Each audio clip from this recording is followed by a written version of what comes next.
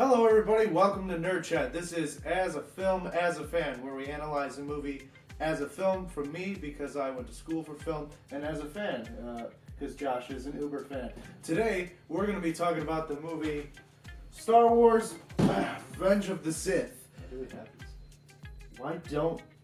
What? Don't you pull this lady out of the dumpster and put it in my car? Yeah. Okay.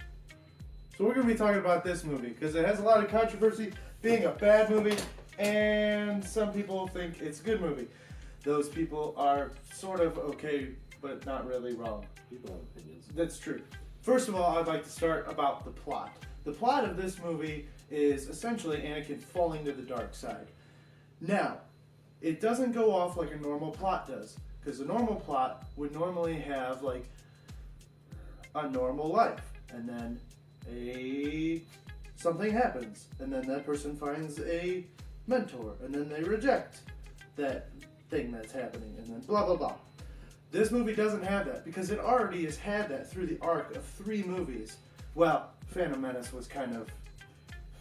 didn't really make a lick of sense, because it wasn't required in all the movies. Your shit's very distracting. Oh yeah, it's festive.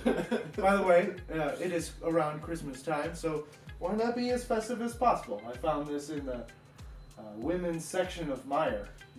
Meyer. Wow. Yeah. Real, a lot of heart searching for that. We have no affiliation with Meijer. No. Anyway, now what did you think of the story of the movie? Like, did you like it? Did you find that there was something wrong with it? Well, I like it a lot because I think it's a good wrap up to Anakin's story. Okay. But that's as someone who doesn't view it as a single movie. I view it as the end to a major story. I don't watch it as just episode 3. Yeah. I watch it as the end of episode 1, episode 2, episode 3, the Clone Wars, and all the books and comics I've read. So that's why I appreciate the plot. I do that a bit. I just view it as the 3 movies. I've seen Clone Wars, but not like... Well, I've seen it all the way through as a kid, but I don't remember anything, because when did that come out? When we were, 10-ish? Maybe even earlier than that? Later? Really? Yes. Oh yeah, that does, yeah, makes Clone sense. Wars was 2007. Still don't remember it. Anyway. Yeah, I see it as the end of another movie, but it stands to say that it should be able to stand alone as well. You can't really I don't think you can really tie it into the Clone Wars and the comics and stuff, because it's its own universe. It's not its own universe, but it's its own cinematic. It kind of is its own universe in a way. Yeah. I do have a comment to state on that, where my problem is with the plot is there are continuity errors.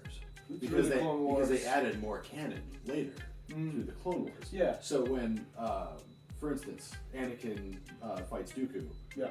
Anakin tells him, "My powers have doubled since the last time that we met Dooku." They literally fought 3 weeks before that. Really? Yeah. So they doubled 3 weeks before that.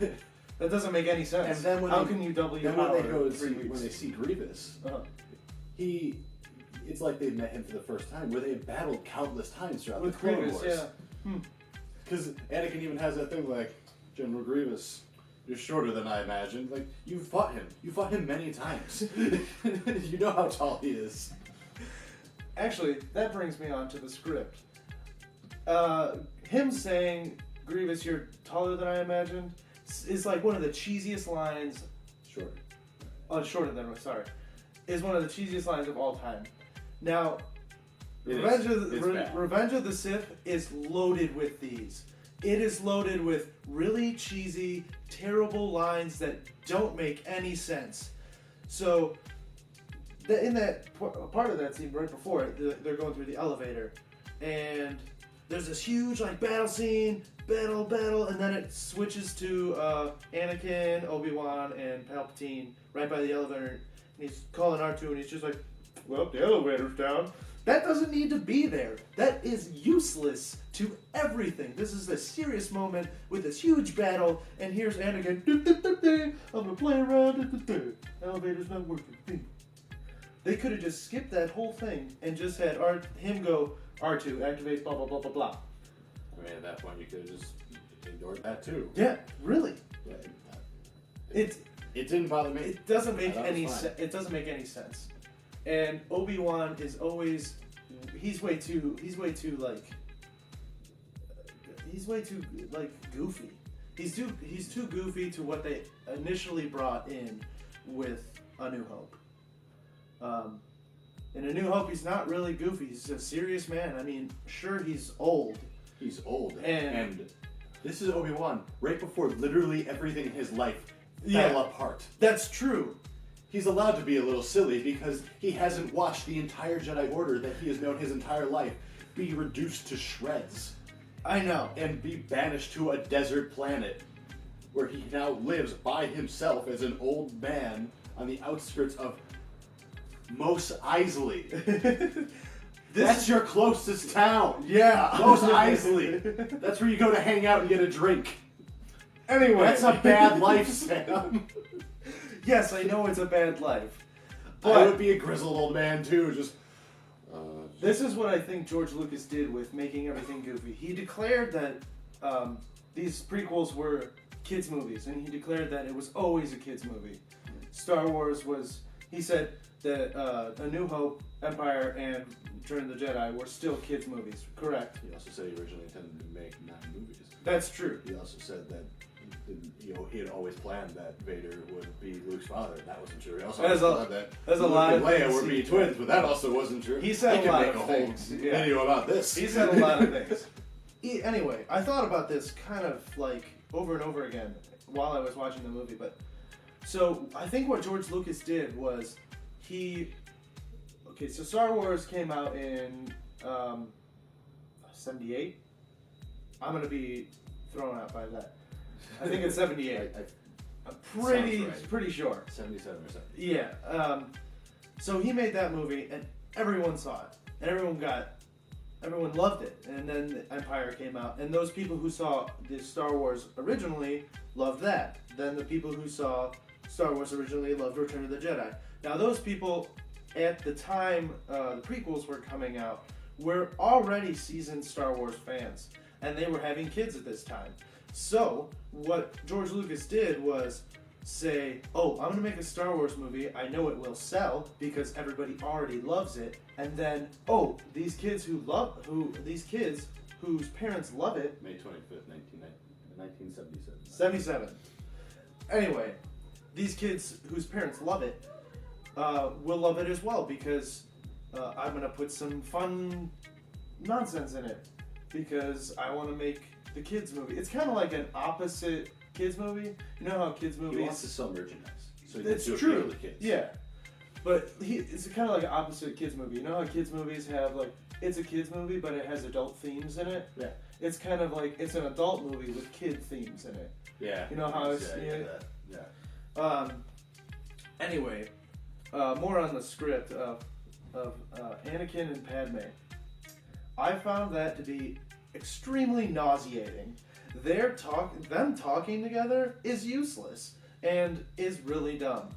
All they say to each other is, "I love you so much.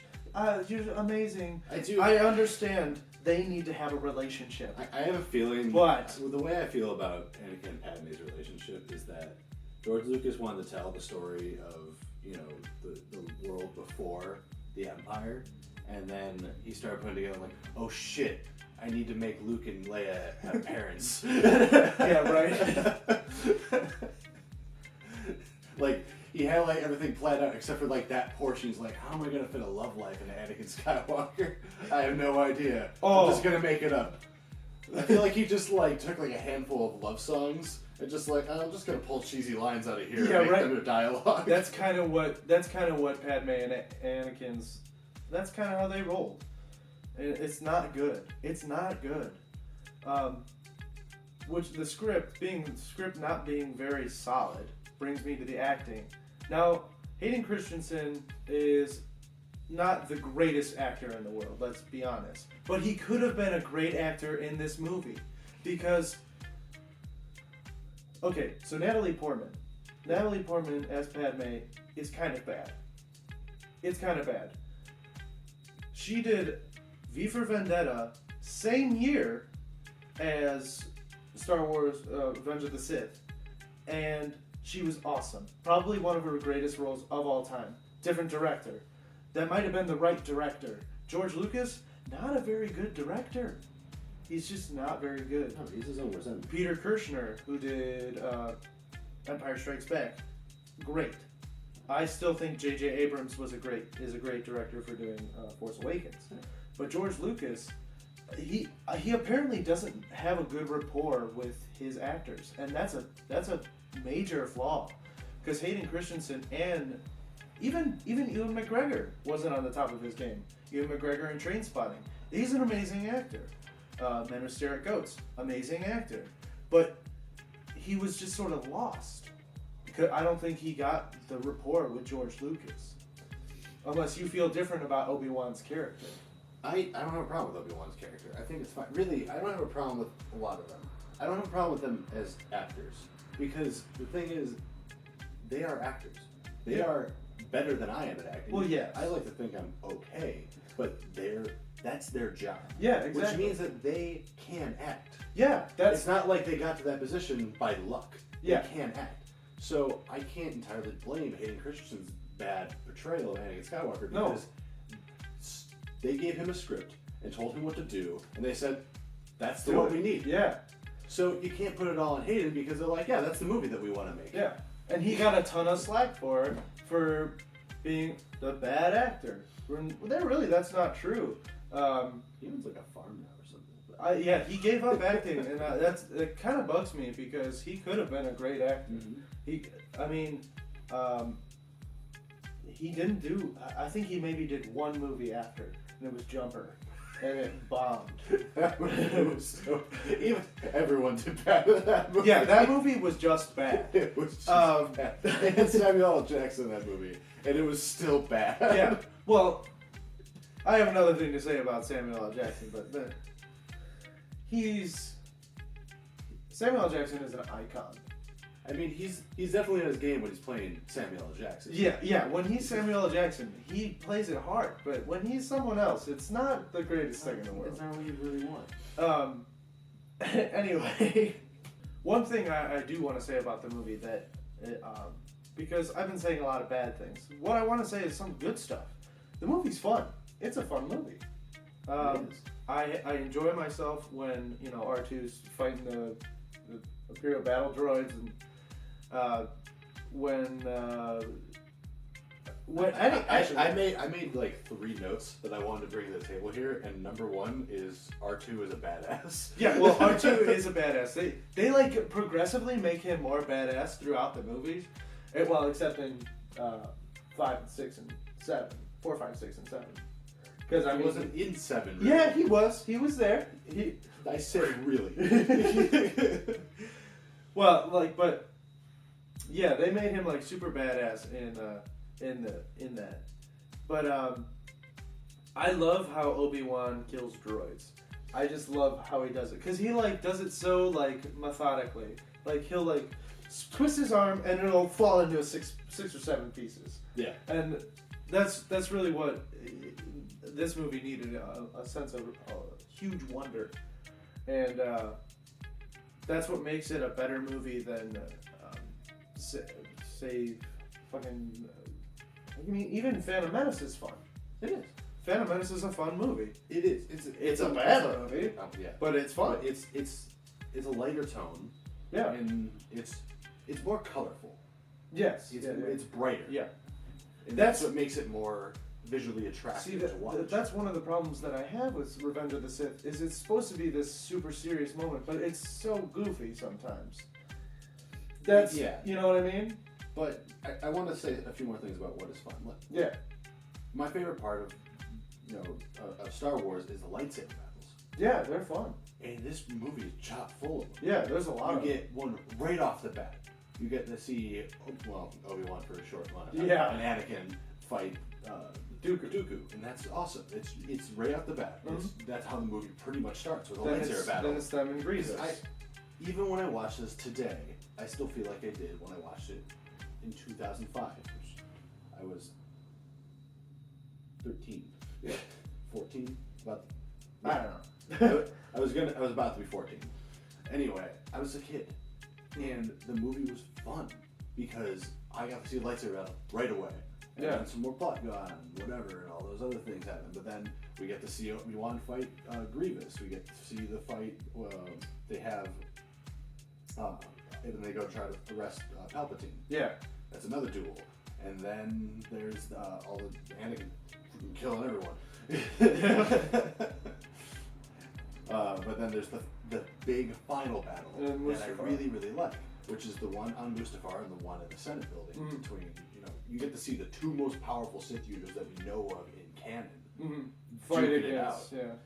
And then Obi-Wan and Anakin, the two main characters throughout the entire series that we've been watching forever. You get to see what really turned that moment where you see them, like, the first time we see them battle, and also technically the last time we see them battle, is in episode 4. So you get to see when they were those old men, but then you go back 20 years to what they were in their prime. And those were truly, you see, that's the epic conclusion. When Anakin had legs and arms. So. Yes. Another arm. No, he had his arm chopped. He had both arms chopped. Well, I guess he had one arm. He only had one arm in that fight, really. Yeah, I guess that's true. So. Well, it's good. It was full lightsabers. On the other side, I do have a problem that there's not really a space battle. No, in the beginning. There really isn't. In the beginning, that's about it. It's just them getting to the ship. Yeah. You don't see them shoot down another, fighter or anything like that. And that is something that annoys me because even though it's not my favorite part, I know that the space battles are a huge part of the Star Wars saga. Yeah. So to have just not any of it, the way they keep time is because of a space battle. Yeah. Well, yeah. Yeah. Yes. Anyway, the point is that Anakin is supposed to also be like the best pilot the galaxy's ever known, and you never get to see that. Yeah. The only time that you get to see Anakin in a space battle is in episode 1, outside of the Clone Wars. Yeah. Do you see him do anything in 2? Well, Clone Wars, he flies the speeder. That's about it. The Attack of the Clones. Yeah, You said Clone Wars. Oh, I did. Yeah. Well, in Attack of the Clones, he has the speeder on Coruscant when he's being taken away by the bounty hunter. That you get to see, but Anakin is supposed to be an amazing pilot. That's what makes Luke such an amazing pilot. Yes. His natural blood is because it's in his blood. Mm-hmm. So episode 3 could have been the prime to see how good Anakin was as a pilot, and they just hint at it. Yeah. Because if you watch Clone Wars, my God, is he a good pilot? He was able to sneak into a battle by bringing the ship out of hyperspace, like almost hitting planet side. Really? Which is where they got that idea for in 7. I always thought that was so cool. Okay. For all you people who hate on all of the prequels, here's the thing I have to say about it. Star Wars the originals, A New Hope, Empire Strikes Back, and Return of the Jedi. Those were movies made from 1977 until 1983. That is far off time from 1999. Now, those prequels, or any movie after the originals, can never be the originals. They are the originals because they are. That's it. No movie will ever be, oh, I wish it was like the originals. Because it can't be, because it's not an original. I have a point on that. You've been blinded by nostalgia. You hold on, I have something to say. So many people, they want the originals. And you know what episode 7 was? An original. It was the original. And you know what people complained about the most? That it was the exact same thing. So no, you don't want that. Don't you freaking lie to me that you do. No, I think people want something that was as good as the originals. And That's the problem. When you go into something with nostalgia goggles, you can't go with nostalgia goggles. It will never be as good as the original. Even if you don't go in with the nostalgic goggles, it'll still never be as good as the original. It just can't, because Star Wars was a movie that took everything that we once knew about movies and they just went, let's make it better. And they did. All the flying and all the props and all the space battles, they did that well. Now it's gotten to a point where it's so popular that they're not going to be innovative. They're just going to make the movie that they want. It's not going to be something that goes, let's find a new way to do 3D. Yeah. They're not going to reinvent the wheel with Star Wars ever again. They did it once. They're not going to reinvent another wheel. They're not going to say, oh, a square wheel is way better than a round wheel. Because it's not. No. Star Wars is Star Wars. There'll be a rant on this one day. There already technically is. You go watch a very old podcast somewhere located on this channel. Star Wars is Star Wars. If you don't like the prequels, then you don't like Star Wars. You like 3 movies. You like the original. You either appreciate all of it or you nitpick. But you can't be a true Star. I've had people say to me that since I like the prequels, that I'm not a true Star Wars fan. That's bullshit. Could you look me in the eye and tell me I'm not a true Star Wars fan? I know more about Star Wars. I'm going to say at least 90% of the people that will watch this video. Is that person dead? What? The person that told you that? No.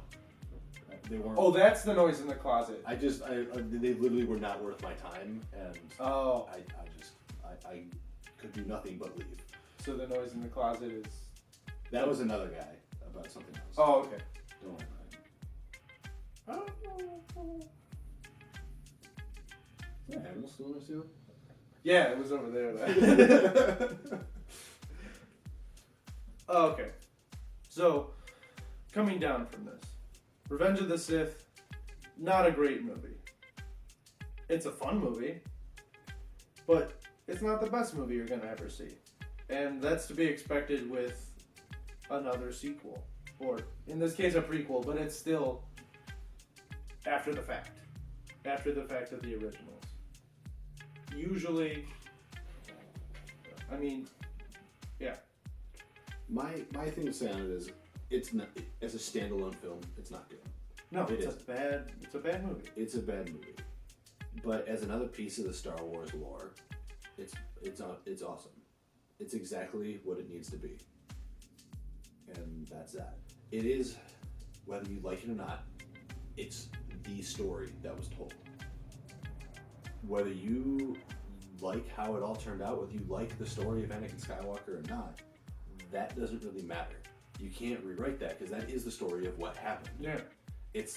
You can't write out slavery from America. It's still the story that happened, whether you like it or not. So the story is the story. You gotta take it. Yeah. And I mean, we all joke about George Lucas destroying Star Wars, but that's not true. He made it. It is his story. And he made it. That's how his. he wanted. Yeah. So, all your shit about saying, "Oh, he should have done this better," no, he can't. He did it as best as he thought. I can ride a bike. I'm gonna do it the best I can. If I fall, that doesn't mean I can't ride a bike. It means that I'm gonna just get up and do the best I can. That's what George Lucas did. He did the best he could. And what we got was we got 8 movies now. 8. And Rogue One was awesome. And so was all of the movies. All of the movies are awesome. But some of them are just bad. Like, as a movie stan, they're bad. On this one, I'm kind of biased because I'm a film person and a fan. So it's hard to be critical. It's hard to be critical of something that I love, yeah. I mean, I can say that, like, Rogue One, if I had watched it just as a film, I'd probably give it like a 6 out of 10. As a fan, I gave it a 12 out of 10. I loved it. It was super fun. It was fun. Because that's the thing about Star Wars, is I always have fun watching it. Yeah. No matter what episode, or no matter what movie you put in, no matter what episode of Clone Wars I'm watching, I'm always having fun because it's Star Wars. Right. And that's the thing. If you're having fun, that's a good movie. That's really what a movie's for. It's to have fun. It's not made to make you like. It's not made to be right, because you can't be right with opinion. If my friends want to put in a horror movie or something that sounds boring, I might sit there and be like, oh, okay, I really want to watch this. Someone could be like, hey, you guys want to watch episode 1? I'm like, yeah, let's do that. I'm not going to be like, well, we should really just watch the originals. Episode 5 is really where it hits peak. If someone said, let's watch Phantom Menace, you'd probably be like, well, can we watch episode 3 instead? No, I wouldn't. I really don't care which one is put in. If I hit a random channel, episode 1 is on. Oh yeah, I'm gonna watch it. Yeah, it's not gonna just give me the idea like, oh, I need Star Wars today. Episode 6 is going in the DVD player right now. Yeah, I do watch that. what's on. I do that. You're you. Anyway, Revenge of the Sith is not a good movie, but is a fun movie, and watch it anytime you can with your friends. And remember. Still Star Wars. Yeah. The Force be with you. Always. What? It's a bunch of hokey tricks and nonsense. Hey guys, thanks for watching that As a Film, As a Fan. We're still new at these, so bear with us. But I don't really have a format. No, this is more of like a rant. And I kind of like that format right now. Yeah, it's a two-player rant. Yeah, it feels good. Anyway. So, if you like that video, you should comment and subscribe. Also like it, just because it's fun. If you want to see comment below. If you want to have us, if there's anything else you want us to talk about, or any other movies you want us to do this on, let us know in the comments. Yeah. If you want to see, if you subscribe, down there somewhere. Is it right here? Down there. There's a little bell. If you are subscribed, click that bell. It'll tell you when our videos come out. Yeah. Because that way you can catch next week's video where I talk about the fall of Anakin Skywalker. Yep. Or you can watch. Fine. You can watch the past video. There's one, I think, right here, right? Sure. It's around here. You can put it wherever you want. Yeah, and then you can do a previous video. That's right here. Even before that one. Yeah. Sure. Yeah. And then we'll put a subscribe button here, and then let's play. Subscribe one. Yeah. And Let's Play right here. We do have a Let's Play channel. Yeah. Okay. Bye. Bye.